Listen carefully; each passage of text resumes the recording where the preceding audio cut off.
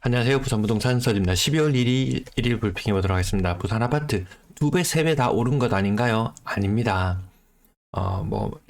대중에게 많이 회자되는 그런 아파트들, 물론 3배씩 오른 아파트들 있어요. 근데 일반적으로 그렇게 오른 것은 아닙니다. 그래서 단순히 무지성으로 무조건 70% 하락해야 된다, 무조건 50% 하락해야 된다, 그것 또한 옳지 않은 것 같습니다. 자동, 대동, 다운 31% 폭락. 제가 폭락이라고 쓰는 건 말 그대로 사나흘 폭에 떨어질락, 겁나 떨어진다, 이런 표현을 줄여서 나타납니다. 제목은 함축성을 나타내는 게 맞겠죠. 그럼 겁나 떨어진다 이렇게 표현하는 것도 웃기지 않습니까? 범양 레우스 센트럴 베이 마이너스 26% 하락, 30% 이상이면 폭락, 그 이하는 하락이라는 표현 사용할게요. 동은 로얄 듀크 마이너스 31% 폭락. 어제도 한번 보여드렸었는데요. 자, 주간 실거래 지수, 이게 대구를 지금 하락하는 속도를 보면 대구를 능가합니다. 하락하는 속도가 기울기가, 대구는 이렇게 완만하게 이 자리까지 왔다면 부산은 이렇게 오다 뚝 떨어지고 있어요. 지금 뚝 떨어지는 속도가 너무 가파르다. 그 속도가 가팔라지면 수도권처럼 변할지도 모른다. 그걸 좀 우려스럽게 봅니다. 전세계가 더 많이 빠지면 하락은 가속도가 붙는다, 이 말씀 드렸었고요. 대출금리 살펴보시면은 은행에서 정부에서 이야기하죠. 이제 예금금리 고마 올려라. 은행은 돈을 못 구해서 지금 똥줄이 탈 지경인데 뭐 대출금리도 올리지 마라, 예금금리도 올리지 마라, 은행 문 닫으라는 말인가요? 그럼 어떡합니까? 은행은 잡아놓은 물고기 있죠. 주택담보대출 잔액 기준이라는 것이 있습니다. 이것이 또 가파르게 올라갈 거예요. 올해 연초까지만 해도 이것이 한 2.5%도 채 안 되는 그런 시절이 있었어요. 근데 잡아놓은 물고기한테 금리 1%만 올려도 장난 아니죠. 주택담보대출만 기준으로 봤을 때 700조, 800조 이야기하고 나머지 신용이나 이런 부분들까지 하면 전체 대출 1700조, 1800조 이야기하죠. 거기다가 전세자금 대출 있죠. 온갖 것들이 다 섞여 있어요. 자영업자들도 엮여 들어가죠. 이거 천문학적인 금액에 잡아놓은 물고기를 족치는 타임이 왔다. 노란색 선 흐름 보시면은 역대급 수준으로 올라가고 있습니다. 이 흐름 지금 지수를 보면은 어느 정도 수준이냐면 2015년 정도 수준이네요. 이게 한 달, 두 달 사이면 또 올라간단 말이죠. 점수로지는 시점 맞습니다. 이 정도 시점에서 수도권 아파트 가격, 그 힘 못 쓸 때였거든요. 이 아래로 내려왔을 때 힘을 썼죠. 구독, 좋아요 부탁드리면서 매도 물량 소폭 증가하는 금요일 41,000건, 지금 하락세. 전세 물량은 소폭 증가, 월세 물량도 소폭 증가. 금요일은 크게 변동이 없어요, 물량에. 자, 거래량 28건, 이거는 정말 거래량 28건, 이 숫자 이 대구에서나 봄직한 거래량이거든요. 부산도 올해 이렇게 28건 거래량 나온 횟수는 아마 세 손가락 안에 들 거예요. 세 손가락 안에 들 정도로 거래량 적은 모습을 보여주는 오늘 하루였습니다. 여기 보시면 아시겠죠? 지금 그 12월 2일자 거래량이 692건이에요. 그러면 요때 언젠가요? 11월달 방송할 때 10월에 거래량이 867건이었거든요. 그때보다 거래량이 지금 많이 부족해지는 모습이죠. 거래량 1100건도 넘어서지 못할지도 모릅니다. 그러면 어느 수준으로 다시 돌아가냐? 규제 해제 직전의 상태로 돌아갈지도 모른다. 시장 분위기가 그렇게 빨리 변합니다. 대구는 그래도 규제 해제하고 나서 한 3개월 정도 효과는 봤거든요.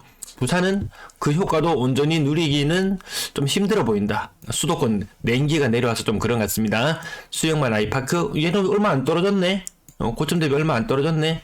그러면 수영만 아이파크를 한번 찾아가 봅니다. 수영만 아이파크 가격 5억 정도 했었던 것이, 머물러졌던 것이 지금 얼마까지 왔나요? 7억 9천, 이게 7.9억까지 지금 와 있습니다.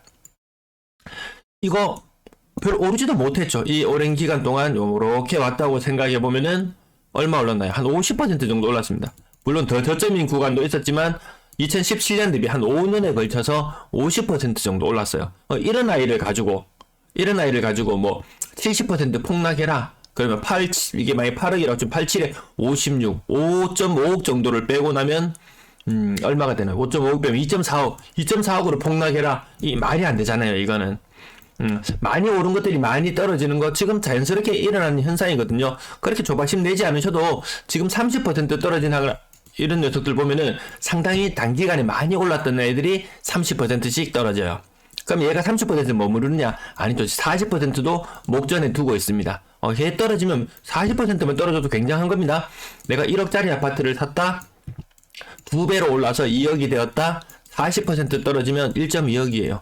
이 돈 저 돈 제하고 기회비용이나 이런 것들까지 감안하면 40%면 굉장한 충격이에요. 부산 평균적으로 집값 2배 정도 올랐는가? 그 정도밖에 안 돼요. 뭐 3배씩 올랐는 이런 간혹가다 있는 미끼 상품들 있죠. 그런 것들이 있어요. 청약 경쟁률도 100 이상 올라가고 프리미엄도 4, 5, 5 붙는 게 있어야지 사람들이 청약 시장의 매력을 느끼고 뛰어들지. 뭐 청약 경쟁률 10대1, 20대1 나오고 프리미엄 1억, 2억 붙는 데다가 사람 그렇게 목숨 걸지는 않거든요. 그런 로또들 상품 간혹 있어요. 하지만 부산에서 분양했던 모든 아파트들이 그런 로또는 아닐 거예요. 대구에서 제가 살펴봤을 때 1년 중에 로또 아파트가 나올 확률은 한 30군데 사업장에서 분양을 하면은 한 2군데 정도, 한 10% 정도 나올까 말까. 로또는 그렇습니다. 2배 이상. 분양가 대비 2배 이상 올랐는 거. 그것도 너무 많이 올랐죠. 그러면 뭐 평균적으로 수익률을 봤을 때 20%, 30% 그 정도 수준이에요. 그게 일반적인 모습이더라. 오늘 부산은 더 많이 오른 것들 있다는 거 알고 있습니다. 그러면 더 많이 조정도 받더라고요. 자, 그 밑에도 보면 서면 아이파크 1단지라든지 몇 개 아파트들 살펴보면은 가격이 별로 안 떨어지네 이런 느낌 받는 것들이 있을 거예요. 그러면 그 아파트를 몇 개 더 보면 LG 신계금 같은 경우에도 5년 사이에 4억 3천이 7억으로 이 신고가도 대단한 신고가 아니죠. 저점 대비 2배도 못 오르는 이런 모습들. 그리고 또 하나 더 살펴보면은 연산자이 같은 경우에도 뭐 4억 5천 5억 정도 했던 것이 지금 다시 떨어져서 5억 6천 정도로 왔거든요. 4억 5천이 5억 6천 이거 50% 정도밖에 안 올랐거든요. 그러면 이거 뭐 처음에 100에서 시작해서 150% 올라서 150의 가격이 되었는데 여기다가 50% 떨어져라 그러면 얼마인가요? 75가 되는 거예요. 나는 100에 사가지고 이렇게 올랐는데 100에 사서 150이 되었는데 50% 폭락이라 그러면 75로 이렇게까지는 가지 않을 거라고 보잖아요. 물론 경기가 많이 안 좋기는 하지만 일단은 어느 정도 단계별로 살펴보시면 될 것 같습니다. 코롱하늘지 1차도 보시면 가격이 5억 8천만 원 정도 수준까지 이 얼마인가요? 거의 5억 정도 했던 것이 오른 것도 없어요. 찾아보면은 여러분들은 항상 귀에 들리는 게 많이 올랐던 아파트에 대한 이야기만 들어서 그렇지 사실상 따져보면 모든 아파트들이 그렇게 많이 오르던 것은 아니더라. 네, 그 부분 한번 오늘 말씀을 드려봤고요. 뭐 그래도 20% 연산자의 20% 정도 하락, 코롱하늘채 1차 20% 이상 하락, 네, 대동타운 오늘 제목에도 붙여봤는데요. 얘도 30% 정도 하락. 물론 저점 대비 오르기도 많이 올랐어요. 근데 얘도 시급할 수 있습니다. 전세가 최고 5억까지 받아놨어요. 급하게 팔 수밖에 없는 사연들이 많이 생겨나는 그런 시장의 모습입니다. 좀 무서운 게 하나 있어요. 요건 조금 이따 말씀드릴게요. 범양 네오스 센트럴베이 거의 30% 가까운 하락, 크게 떨어지면 30% 가까운 하락. 신고가가 나오는 것은 대형의 거래 공백이 많았던 것, 뭐 그런 것들 정도나 나오지 그렇게 크게 의미 있지는 않습니다. 보면은 또 한번 볼까요? 서면 이 편한 세상 한번 살펴보시면은 2017년에 4억 3천 했어요. 지금 2022년에 5억이에요. 얼마 오르지도 않았잖아요. 사실 이런 아파트들이 더 많아요. 아니다. 꼭 그렇진 않네요. 얘같이 이렇게 못 오르는 경우, 있긴 합니다. 엘크로 쫄말에도 보시면 가격이 2017년 가격이나 2022년의 가격이나 별반 다르지 않더라. 이런 현상들도 있습니다. 많이 올랐던 아이들 많이 떨어지고 있습니다. 못 올랐던 아이들 신고가 나오지만 좀 불쌍한 신고까지 어떻게 보면. 자, 그 다음에 센텀 수영강 푸르지오 고점 대비 30% 정도 하락하면서 매매가와 전세가가 거의 맞닿는 형국들. 3억 이하의 아파트들은 매매가와 전세가가 이렇게 가장 위쪽에 있는 것과 가장 아래쪽 관로에 있는 부분이죠. 요게 3억 이하 아파트에서 많이 나타나고 시간이 지나면 지날수록 더 높은 가격의 아파트들로 전이되어서 나타납니다. 자, 오늘 돈보에는 오늘 이 사이트가 이게 12월달 자료가 업데이트가 덜 되어 있었어요. 그래서 여기는 아파트 투미라는 사이트를 보면 아주 직관적으로 직거래인지 중개거래인지도 바로 확인할 수 있습니다. 돈보를 보는 장점은 가격 상단부터 하단까지 쭉 살펴보다 보면 어느 정도 수준의 아파트가 어느 가격에 수렴되고 있구나 가격이 그걸 한눈에 파악하기가 용이하고요. 요 아파트 투미라는 사이트를 보시면 직관적으로 직거래인지 중개거래인지 확인이 가능하고 22년의 저가, 21년의 최저가, 20년의 최저가 좀 자료를 좀 더 다양하게 볼 수 있습니다. 동별로 나누어져 있는 그런 문제는 있습니다. 여기도 많이 떨어졌죠. 3억 7천까지 갔던 것이 2억 1천이면은 1.6억이 한 방에 빠지면 이거 얼마인가? 여기 40% 이상 빠졌잖아요. 직거래니까 이런 현상이 있더라. 하지만 나중에 중개거래도 이런 현상 나타난다고 말씀을 드렸었습니다. 자, 건당 거래대금 11월달은 3억 1천만 원 정도 수준. 네, 가격 많이 떨어지면요, 30%, 가격 40% 떨어지면은 4억 5억짜리 물건 매력이 보여요. 왜? 이 아파트를 가격이 막 7억 8억 했던 것들이 가격이 4억 5억대로 주저앉거든요. 부산에도 그런 아파트도 좀 보셨잖아요. 그러면 요런 데 매력을 느끼고 물건을 조금 사다 보면은 이 건당 거래 대금이 올라가기도 하더라고요. 가격대별 거래량은 3천 건을 보고 올라가야 되는데 규제 해제되고 나서 살짝 오르려고 하다가 그 주저앉아 버리는 모습이죠. 다시 1100건대의 거래량이 하니까 3배는 더 힘을 받아야 되는데 뭘 한들 갑자기 시장 분위기가 3배나 좋아질까? 상승으로 가는 길은 참 멀고도 험해 보입니다. 3억 미만 비중은 더 떨어지고 있는 모습. 6억 이상 거래 비중은 야금야금 올라가서 마치 시장이 아주 좋은 것처럼 보이지만 거래량이나 이런 것들도 반드시 살펴보셔야 된다는 부분. 분양권 거래량 한 건의 거래가 있었고요. 한 건의 거래 여기 보시면 요것도 아파트 투미에서 가지고 왔어요. 사이트 이름이 apt 숫자 2.me apt 숫자 2.me 요렇게 검색하시면 됩니다. 아니면 뭐 검색창에서 실거래 분석가 요렇게 검색하셔도 나오는 것 같습니다. 현재 SK뷰 센트럴 요 정도면 한 28평형 정도 되나요? 네, 가격 4억 1천. 네, 여기서 손해보고 파시는 분들도 있으시더라고요. 그렇다. 갈아타기에 대해서 오늘 좀 말씀을 드리려고 했는데, 한 번씩 말씀드릴 때가 있어요. 갈아타기를 하실 거면, 내 집을, A라는 집을 팔고, B라는 집을 갈아타려고 하는 경우, A라는 집, 운 좋으면은 생각보다 시세 대비 잘 받을 수도 있어요. 남들은 20%, 30% 하락하는데, 운 좋으면 내 집은 한 10% 정도 하락하고, 다른 집은 구하려고 하는 집은 정말 30% 할인되면 이 가운데 아주 적은 돈을 들이고도 이 하락기를 이용해서 갈아타기는 가능하다. 다만 이게 30% 하락이 그칠지 한 10% 정도 추가 하락을 할지는 누구도 장담할 수는 없다. 그것이 하락을 하더라도 버틸 체력이 되면 갈아타기 하는 것도 이 상승기 때 갈아타기 하는 건 굉장히 어렵거든요. 비용 부담이 상당히 많이 들어요. 근데 오늘 주의할 점은 뭐냐면 A라는 아파트를 팔게 되면 계약금을 받고 중도금까지 반드시 받고 나서 그 다음에 B에 대한 계약을 체결하시라는 말씀을 드리고 싶어요.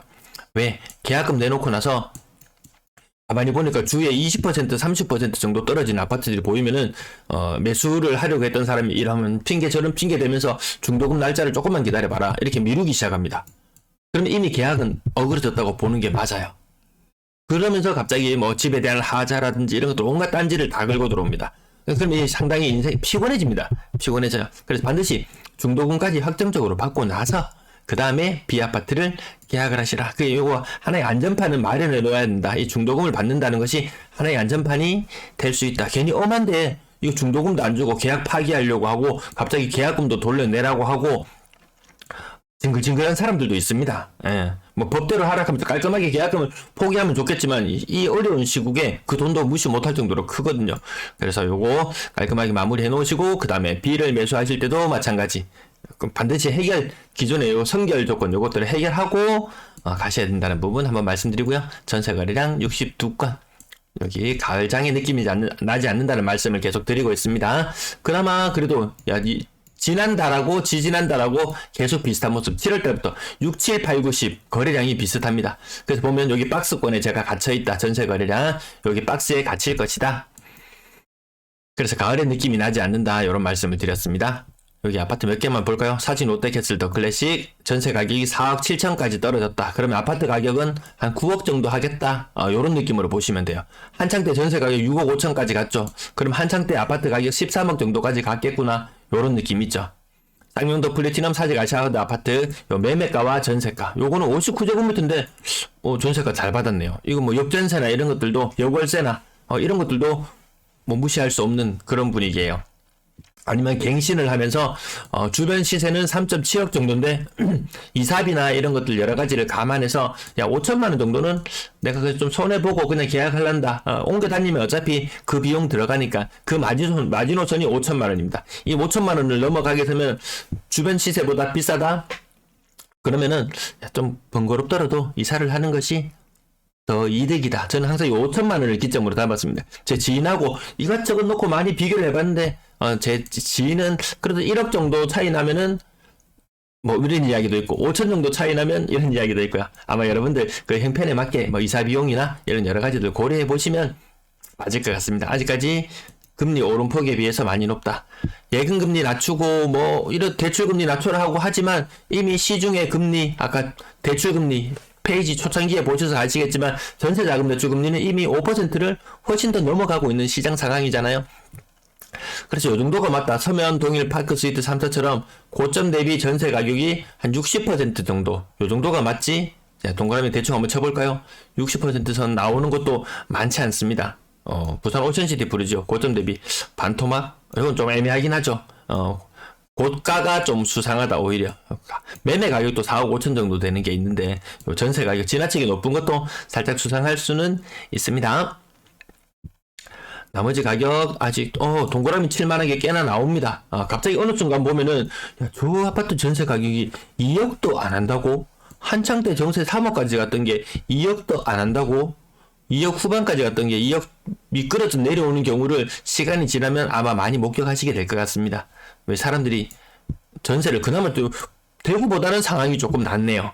사람들이 갑자기 보증금을 안 돌려준다. 그 이전 주인이 보증금을 안 돌려줘서 한번 시급하고 나면은 사람들이 갑자기 전세를 못 가고 월세를 가는 그런 경우도 생기더라고요.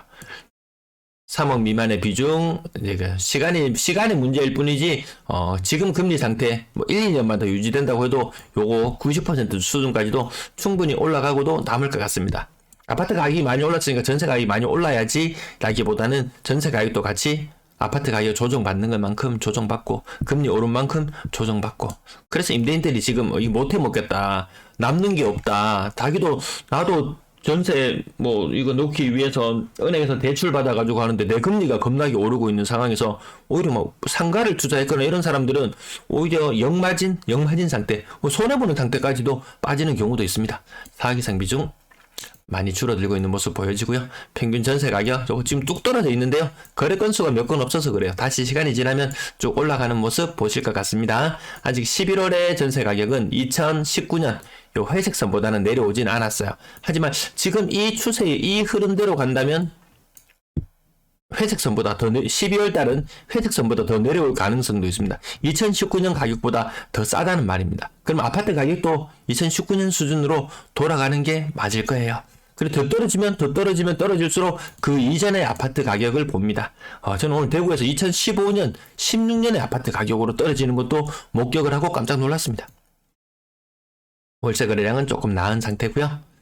전체적인 임대 거래량 박스권에 갇혀버렸다. 이렇게 계속 봐주시면 되겠습니다. 시청 감사합니다.